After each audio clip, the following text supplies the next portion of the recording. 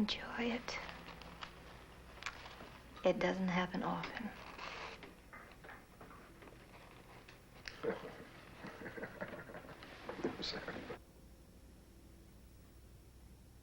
We have a man on the staff who claims the things people do with their napkins and their drinks or their silverware and what have you are very revealing. Hmm? Oh, Mike, I'm glad we went to the shoreline tonight.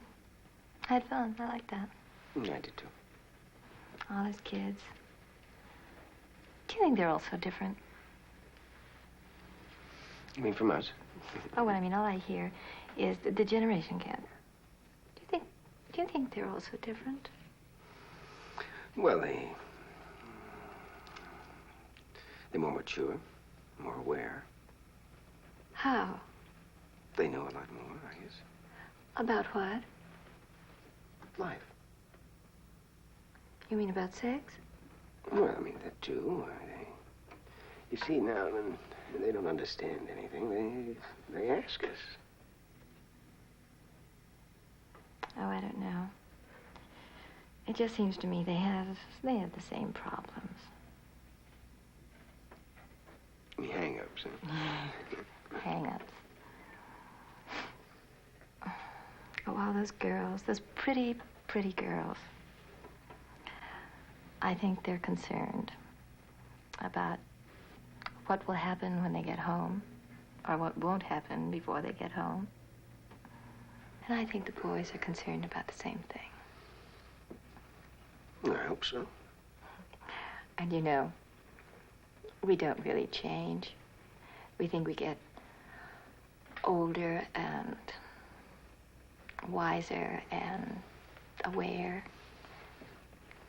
And then some fellow comes along and you find that you get nervous in exactly the same way and about exactly the same things. Like what? Like what things? Oh, like what does he think? I mean, I don't want any statement about undying love.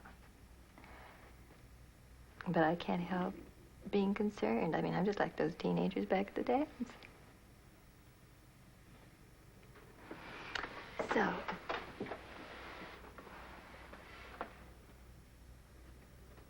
what does the doctor think? Well, the doctor thinks that he would like very much to walk Mrs. Russell down the wharf, through the square, through the middle of the square, so that everyone will say, the doctor has a girl.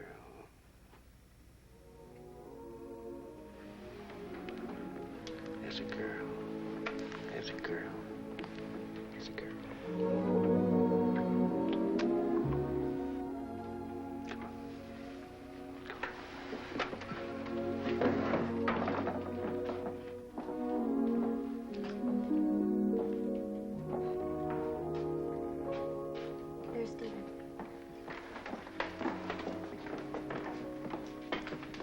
Thomas, Norman, and Rita Herring. How do you do? And Joe Rossi. We've met. Mrs. Thomas is the social worker assigned to this case. What about the judge, Stephen? What did he say? Judge Chester has granted your request. You mean we get to take her home with us? Officially, you've been granted limited temporary custody pending the outcome of Jill's hearing. In plain English, she's being handed around like a sack of potatoes. Well, you better get used to it, kid, for the next 16, 18 years of your life. If it bothers you so much, Mr. Rossi. That doesn't bother me. It's just where it's at. Mrs. Thomas, may I take her? Oh, sure. There. I don't think she'll want anything else tonight. Just her bottle. Just fill it up with plain milk and let her have as much as she wants. What'd she get for breakfast? Oh, there's some fruit and some cereal in the bag with the diapers. Mix half a jar of fruit with the cereal. And then there's some pajamas and clean change of clothes in this other bag. I think that's all you want. Oh, my phone number's in the book if you have any trouble. And don't worry about the hour. Oh, we'll be fine. What time tomorrow? 10 in the morning. Oh, and make sure you're both there with the child. We'll make it. And we should let the father know that he has a right to be at the hearing. Oh, Joe, did you hear that? Joe?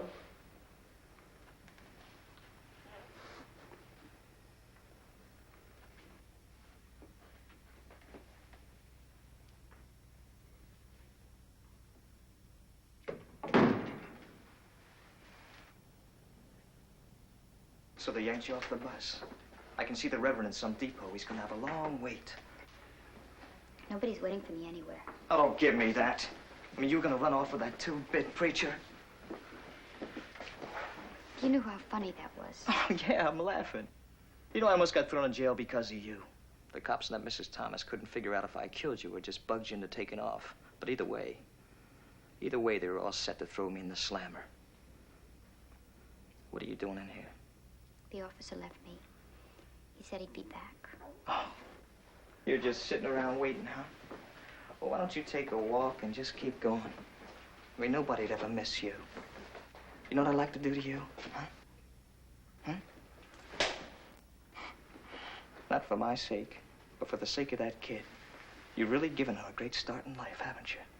Dragging her all around the country, bringing her here, trying to give her to the Carsons. I wish they had kept her. Oh, she'd have been a lot better off. You can bet on that. And you call yourself a mother, huh? I tried.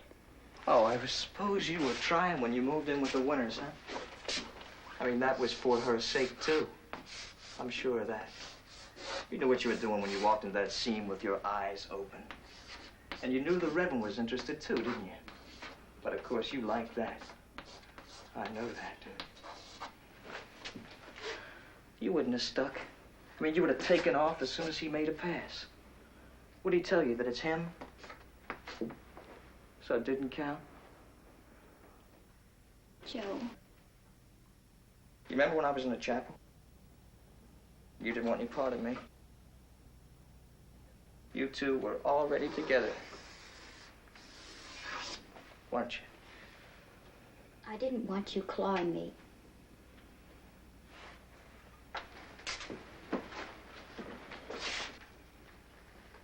You know, there was a time when you couldn't get enough of it. When I was the first guy in your life, the only one. Of course, maybe I didn't know.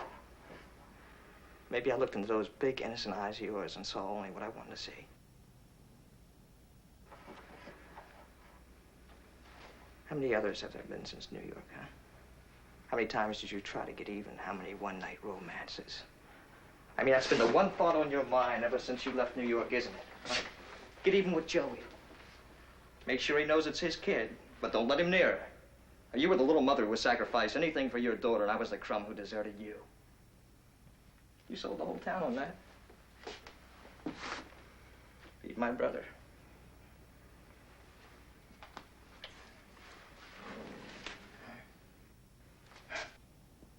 You're too much.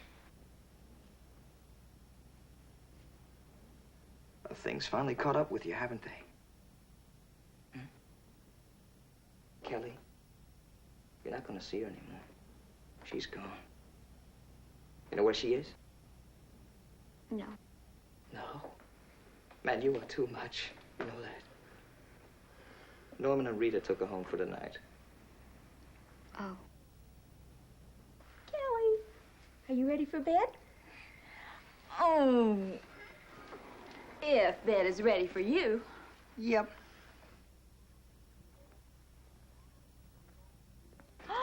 Behold. Is there anything you can't do? No. Norm, are you sure it won't tip over? Absolutely tip-proof. And there's no way she can get out? What do you think she's gonna do? Rob the piggy bank and go out on the town? Ha. I just want to make sure she's safe. I got an extra length of cord here. We can tie her to the couch if you like to. Very funny. Here, how would you like to put her to bed? Oh. Come here. Hi, Kelly. Yeah. Oh. How about that? Down we go, kiddo. Everybody go to bed. Night, night.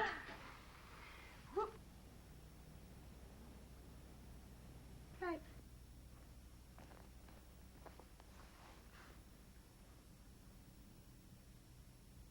What you thinking about? Nothing. Night, Kelly. Come on, let's go to bed. Pop.